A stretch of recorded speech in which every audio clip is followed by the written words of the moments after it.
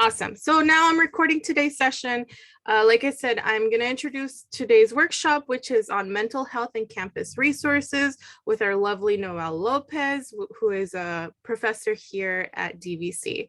And without further ado, I'm going to go ahead and give Noel the virtual microphone. Go ahead, Noel. Thank you so much, Zara. Hi, everybody. I'm Professor Lopez. I teach psychology at DVC at both the San Ramon and Pleasant Hill campus. I'm also a previous student as well. So I went to DVC and studied psychology. So today I'm going to go ahead and talk to you about mental health and campus resources. If you would like to drop your major in the chat, or if you're undecided, that's okay as well. You can mention your favorite class, but if you want to drop that in the chat, you can. So today, like I said, I'm talking to you about mental health and campus resources. So the first thing I want to talk to you about is resources that are available to you as students. So we have lots of resources available at DVC. If you want any of the links to any of these resources, you can email me at nlopez@dvc.edu. I'll also put the email in the chat as well at the end of the presentation. So like I said, we have a lot of resources available. We have student guides on transitions to remote instruction if you're still attending instruction online. We have student loan request forms if you're in need of computers. We have COVID-19 emergency grants. We have tutoring as well. A lot of our interest areas have opened up tutoring centers that you are able to go to and get tutoring for your different subjects. We have the academic support centers that we have on campus. We have the DVC and community resources during uncertain times.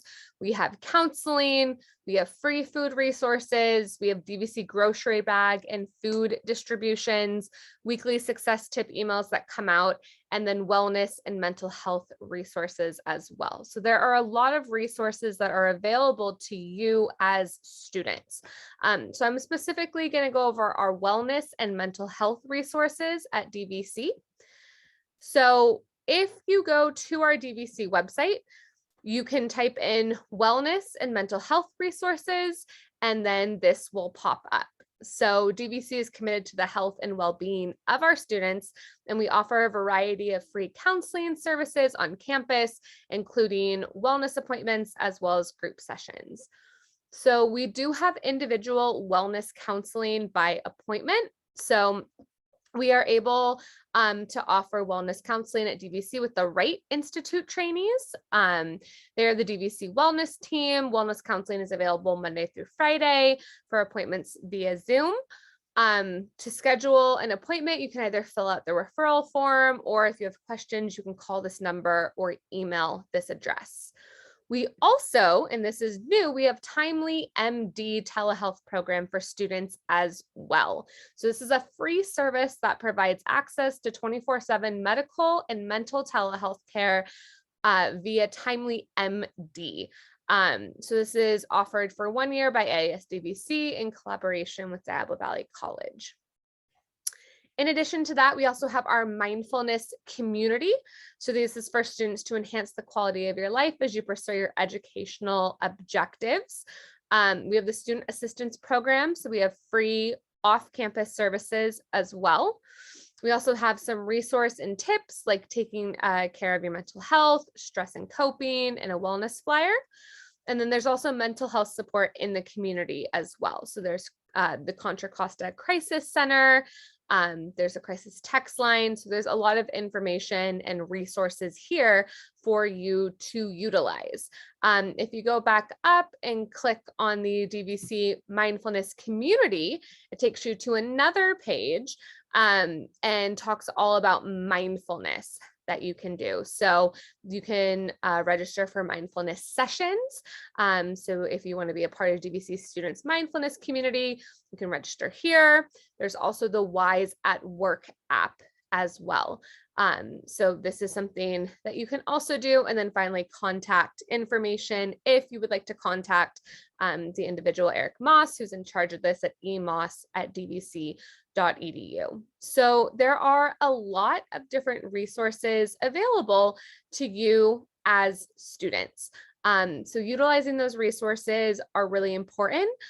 We do have an upcoming DVC grocery bag and food distribution date, which I believe is this upcoming Thursday, and I can verify that. But if you are in need of things like that, then that would be really great to use that resource. So in addition to the resources on campus, we're also going to talk about mental health. So a big question is, what really is mental health? It's a state of well-being in which the individual realizes their own abilities, can cope with the stresses of life, can work productively and fruitfully, and is able to make a contribution to their community. So mental health is a positive capacity, it's social and emotional well-being, it's behaviors, thoughts, and emotions, but it's not happiness. So mental health isn't necessarily happiness, but rather that you've realized your own abilities, you can cope with your stresses, you can work productively, you're able to make a contribution. But that doesn't necessarily mean that you're happy, 24/7, but it does mean that you are able to cope with stress. So what does mental health look like? So personal development, so you're growing as a person and gaining new skills, having positive and respectful relationships with other people. You're able to identify, manage, and understand the emotions that come up in your life. You're able to communicate with others and communicate effectively with others. You're able to solve problems, make decisions, and take responsibility. And then finally, you're able to set goals and then also to follow through with those goals. So that's what mental health looks like, is you're able to have all these things in your life. So why are mental health and well-being important? So one, it leads to healthier lifestyles, better physical health, improved recovery from illness, fewer limitations in your daily living, greater productivity, better relationships, increased social cohesion, and finally, an improved quality of life. So when we're less stressed out, when we're able to cope with stress, all of those things are going to improve our quality of life. So we talked about what mental health is, but what is wellness? So wellness is not the absence of disease, illness, or stress, but instead the presence of optimal physical and behavioral health, purpose in life, active involvement in satisfying work and play, joyful relationships, and then also there is a component of happiness in there as well. So again, like we mentioned on the last slide, why are mental health and well-being important? So like I said, it's all of these things, all the presence of these items. It's not the absence of disease, illness, or stress. There are 8 different dimensions of wellness that we all have. So the first 2 dimensions of wellness are physical and emotional dimensions. So the physical dimension is recognizing the need for physical activity, diet, sleep, and nutrition. Now, this is always my favorite question to ask, but you can go ahead and write in the chat, how many hours of sleep a night do you think you need? So go ahead and write in the chat, how many hours of sleep a night do you think you need? So for your physical dimension, you want to stay active. You want to take the stairs instead of the elevator. Make healthy food choices as much as possible. So again, you want to make these decisions, and every person is different.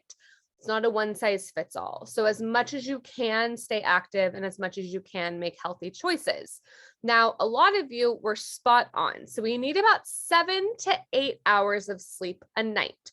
So getting enough sleep is really, really important. Now, if those of you want to share, you shared how many hours of sleep a night you think you should get. If you want to share how many hours a night you actually get, you can go ahead and share that in the chat.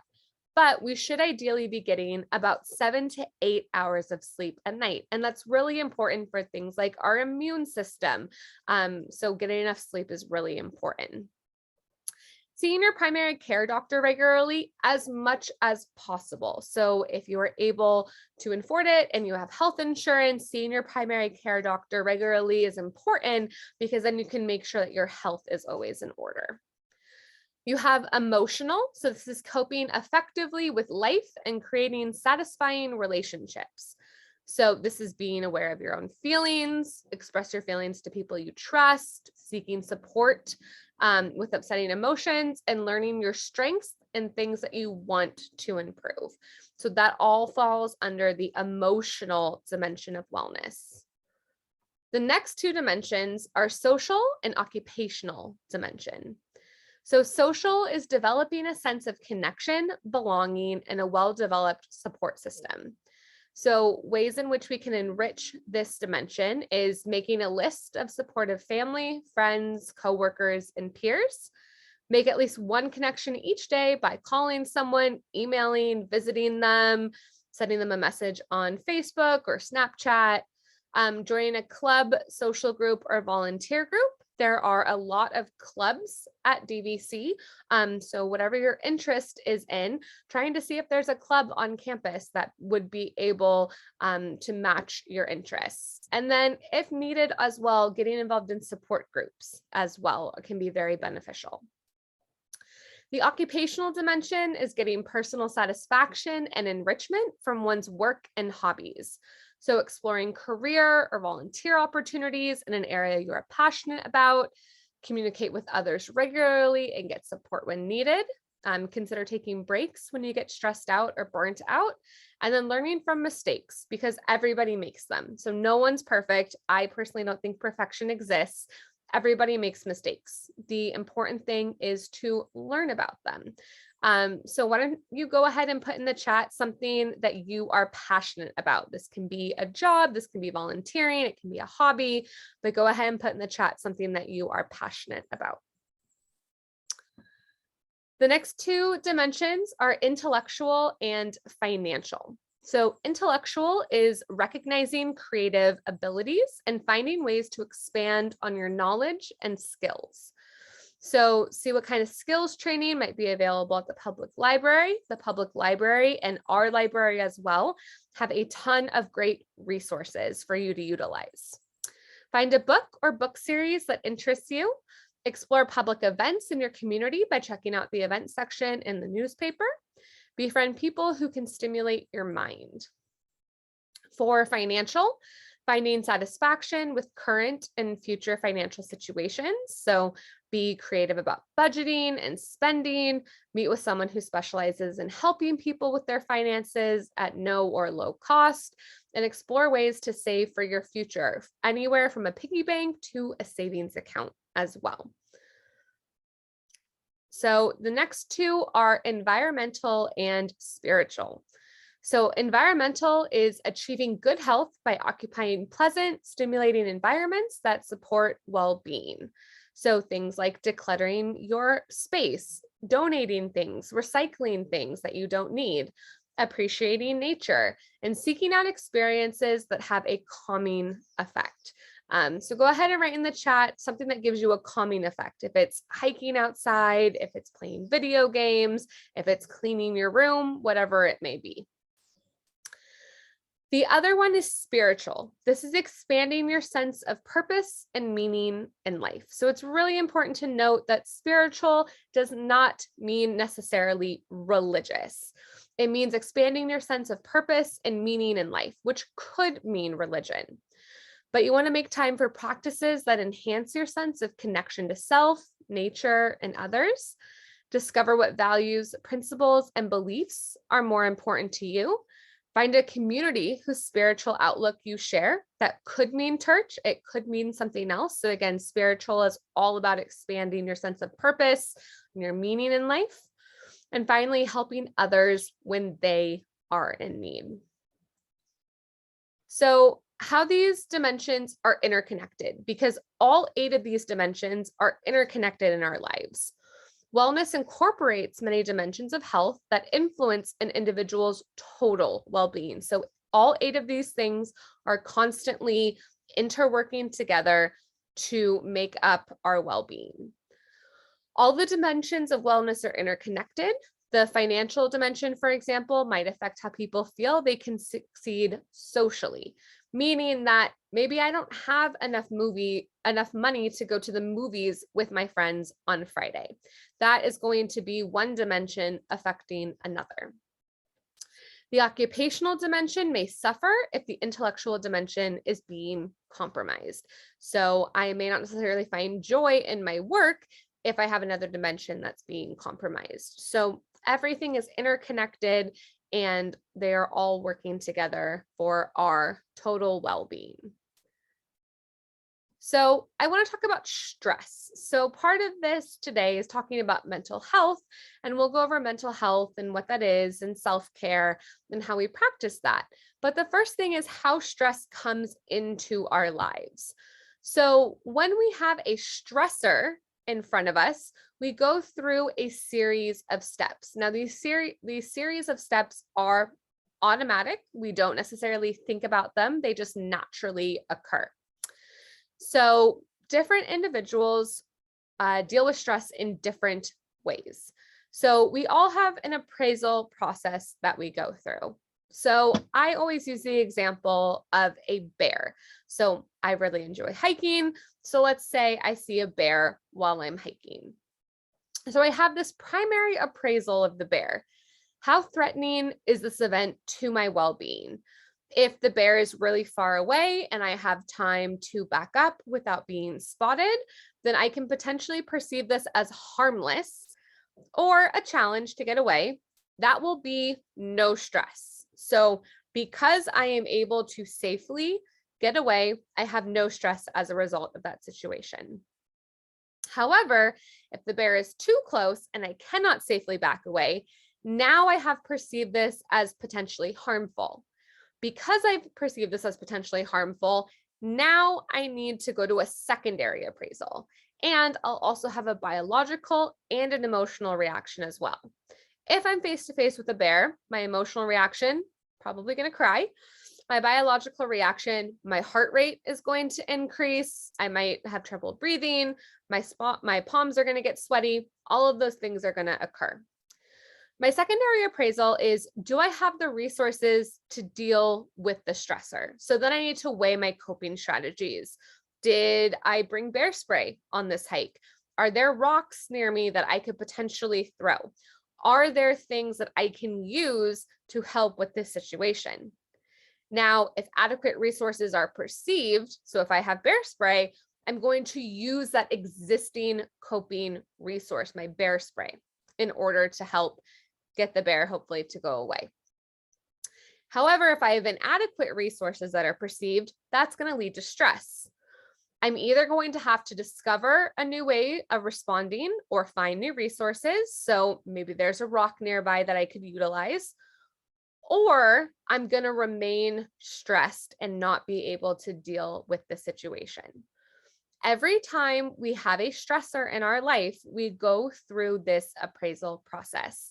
And you either have coping strategies that allow you to adequately use those coping strategies to deal with the stress, or you do not have coping strategies or effective ones, which then lead to remaining stress and more stress. Stress puts a toll on our body. It affects our immune system. It can affect our relationships. So the goal is to have resources and coping strategies that allow you to effectively deal with stress. So it's not the absence of stress, but rather being able to deal with stress. There are other things that affect the appraisal process. So novelty, have I experienced it before? If I've been hiking, have I experienced a bear before? Predictability, can I prepare for the bear? And event uncertainty, do I know if it will happen? If all of these things are no, then that's going to create even more stress for an individual. There's also temporal factors affecting the stress appraisal. So imminence, how soon will it happen? How soon will the bear, try to attack me if I'm too close? Duration, how long will it last? Temporal uncertainty, do I know when it will happen? If any of these answers are soon, long, and no, that creates even more stress on an individual. And this stress appraisal process doesn't just have to happen when there is a threat to your health. It can also happen with social threats or anything that you may find threatening. That might be an upcoming test. It might be a social engagement that you have to go to. It might be completing a project. All of those things can cause the stress appraisal to be enacted. So the idea then, like I mentioned, is to find ways in which to adequately deal with the stress. So that moves us into our big question of what is self-care? Self-care is something that helps us with the intention of enhancing our energy, restoring our health, and reducing our stress. So a lot of these are going to be ways in which we can deal with stress. So that appraisal, when we get down to this idea of weighing coping strategies, that we're going to have adequate resources. So we're going to be able to use those to help combat the stress. So self-care is more than just having a bath, and it's different for each person. What some people may find as self-care, other people may not. So it's for each individual person and what's best for them. So it's not a one size fits all. There are a lot of benefits to self-care. So greater capacity to manage stress, increased resilience, and reduced symptoms of mental health problems.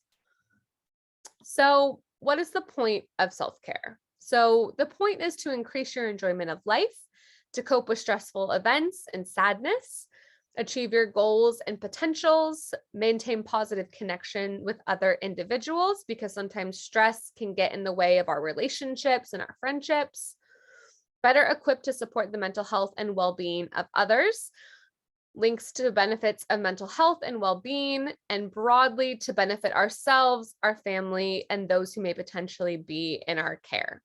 So if you've never heard this before, you can't pour from an empty cup. You want to fill your own cup before you're able to help someone else. Or in the cases of airplanes, you want to put on your own oxygen mask before putting on somebody else's. So it's the same with self-care and mental health. You want to take care of yourself. This better enables you to take care of others. So it's all a balancing act. So we have a balance across our mental, our physical, and our social health. And that also leads to our overall well-being. So we can see overall well-being is in the middle, and then the circles on the sides are mental health, physical health, and social health. And again, we also talked about that in our 8 dimensions of wellness. So we are all unique, and so are the ways to look after your own mental health and well-being. So here we see in the middle, there's life balance, there's family, mental, spiritual, community, social, financial, professional, and physical. Each of us are all unique. Like I said, this is not a one size fits all. Everybody is different. And so doing what works best for you. So I want everyone to take a second and think about something that you do for self-care and write it in the chat. Do you go on hikes with your family? Do you watch, videos of puppies? Do you make yourself a good dinner? What do you do for your self-care? So someone wrote, listen to music, which is a really awesome form of self-care.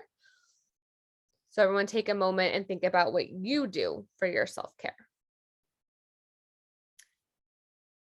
So here are some other ways that you can do self-care. Someone else mentioned meditation, journal, hike, yoga, going to the gym. Someone mentioned spending time with their Frenchie, their dog, working out. Those are all great ways to practice self-care.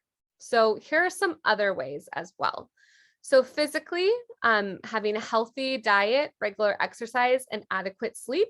That's one thing I can say over and over again, is really getting that 7 to 8 hours of sleep is going to be really important. Also eating healthy as much as you possibly can, and then trying to exercise as much as you can, even if it's just a couple minutes of a walk outside or taking yourself out to get some sunshine. Those are all really positive things.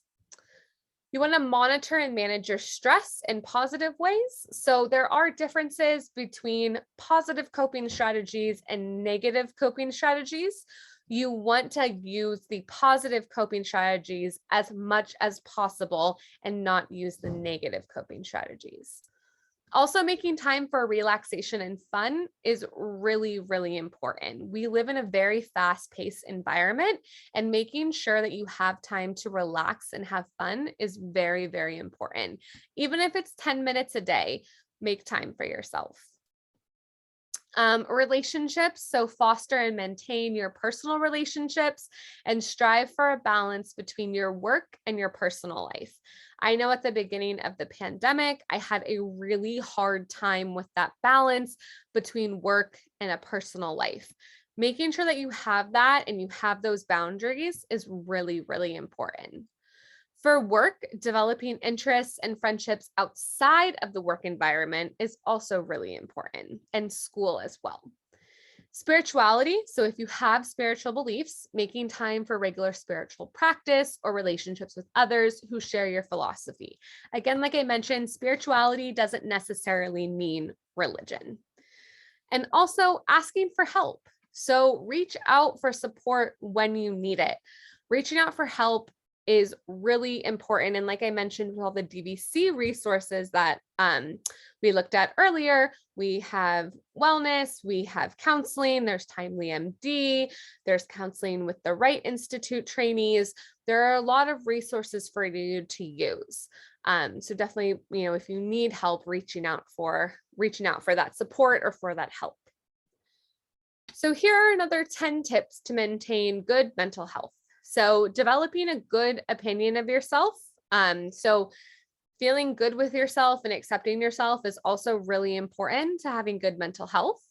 Like I said, eating well as much as possible, exercising regularly if possible, learning how to manage stress and learning how to manage stress in positive ways, enjoying the present, finding your work, school, life balance, again, getting enough sleep, developing relationships, having fun, and getting help if you need it. So a couple of these ones are repeats because they are really important to your mental health and to, making sure that your mental health is good. So these are tips that you can do in order to help with that as well.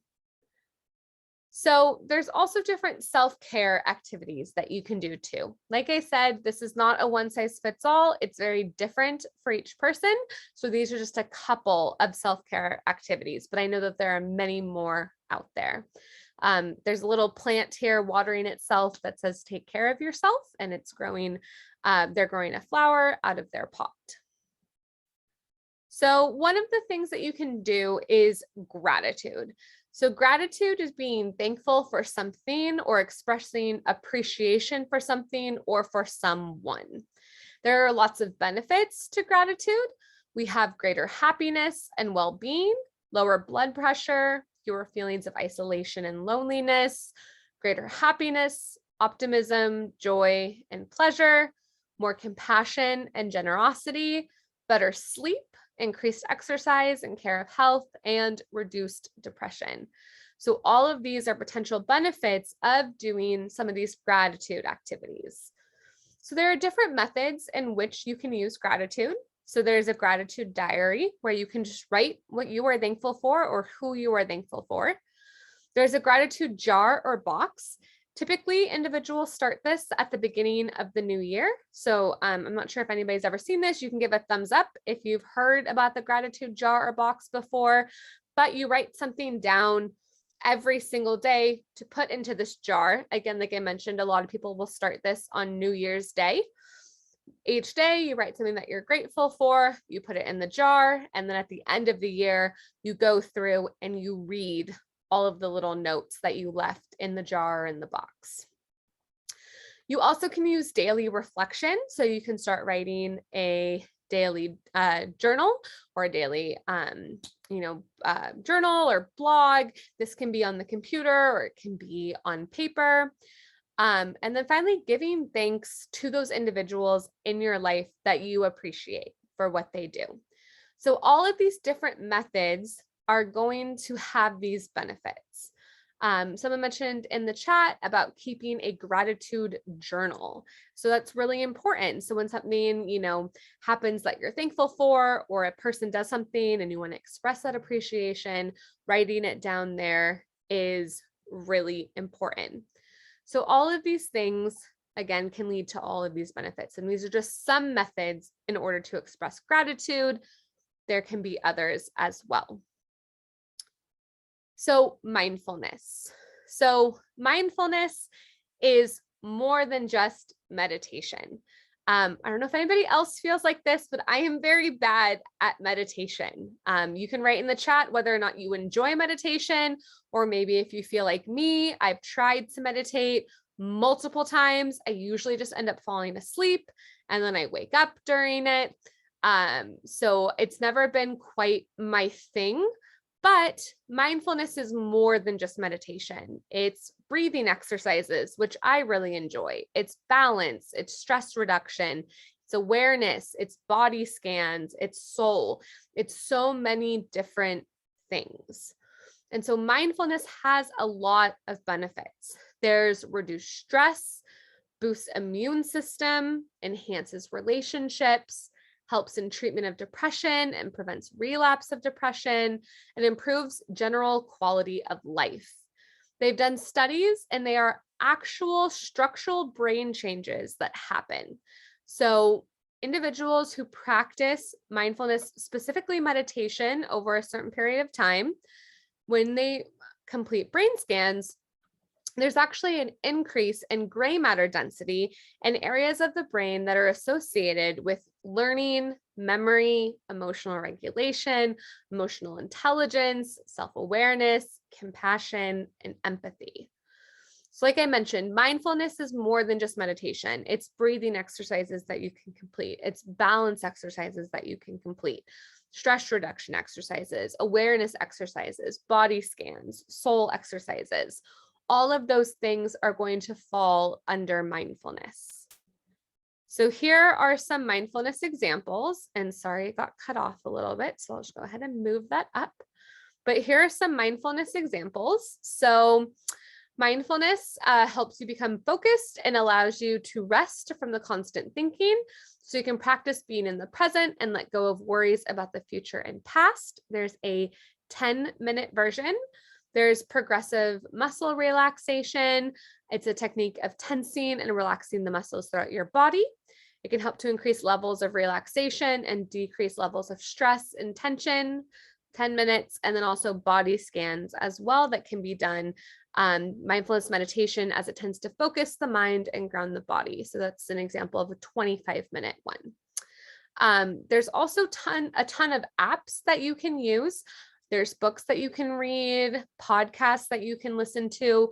There's lots of different ways to practice mindfulness. And so it's really about the best way that you find for yourself, whether that's a YouTube video, whether it is a podcast that you like to listen to, whether it's a book that you're reading, whether it's a class that you go to, finding the best way that you practice. Someone mentioned in the chat about the miracle of mindfulness. So like I said, there's a lot of good books out there as well. So it's really about finding what works best for you, what relieves the most stress for you. And that can be a trial and error a couple of times, but coming up with some type of routine and a toolbox of different strategies that you can use to combat stress.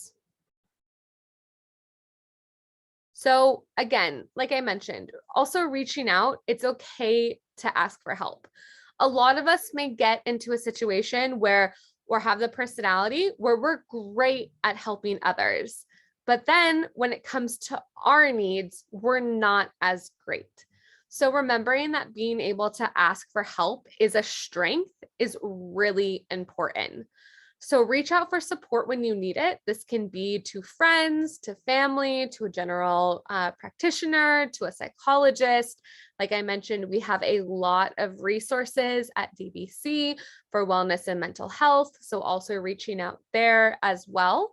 So in the situations where you either want to get, more mindfulness practices, there's the mindfulness that we have on campus, or if you really just want to talk to someone, all of those resources are there and available to you, and they are free as well. So some big take-home messages from this is that your well-being is as important as every other person's well-being. And looking after yourself isn't selfish. By caring for yourself, you are able to care for others. So in the bottom picture, it says you can't pour from an empty cup. Take care of yourself first. Like I said, just like on an airplane, you put on your oxygen mask first. And then the top just has some more ways for self-care. So taking time for yourself, staying hydrated, putting yourself first, going outside, fueling your body, being genuine, practicing forgiveness, acknowledging your feelings. Those are all ways in which you can practice self-care. And again, it is not a one size fits all. Self-care can look really different for each individual person. It's really important to find what works for you and to use those techniques. So the idea is that we have enough things in our toolbox that we are able to deal with stress and that doesn't cause more stress. So that is the end of my presentation. Thank you so much for coming to the College Success Workshop. If you have any questions, I'd be more than happy to answer them.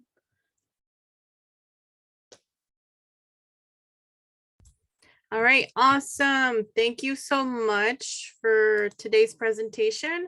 And thank you everyone who's here, who was able to attend today's presentation. What I'm gonna do is I'm gonna put Noel's email address so that if y'all want to ask about any type of campus resources, you can contact them. You can also contact me through the DVC FYE email address if you have any other additional questions. I can also be a resource for you so that y'all get connected to these campus resources. And additionally, like I mentioned at the very beginning of our workshop, if you are here for the extra credit, please be sure, excuse me, to complete the survey, which I wish I have posted in the chat. And make sure that you put the, what is it called? The title of today's workshop, which is Mental Health and Campus Resources. And if for whatever reason, let's say your internet cut off, or you were unable to attend the first portion of today's workshop, feel free to go to our YouTube page. We will be posting today's workshop there, and that link is in the chat as well. And also additionally, if you want to follow us on Instagram, we do have an Instagram page where we do share information about the upcoming workshops, as well as a bunch of other cool resources that we have here at DVC. And with that, I am going to actually stop the recording.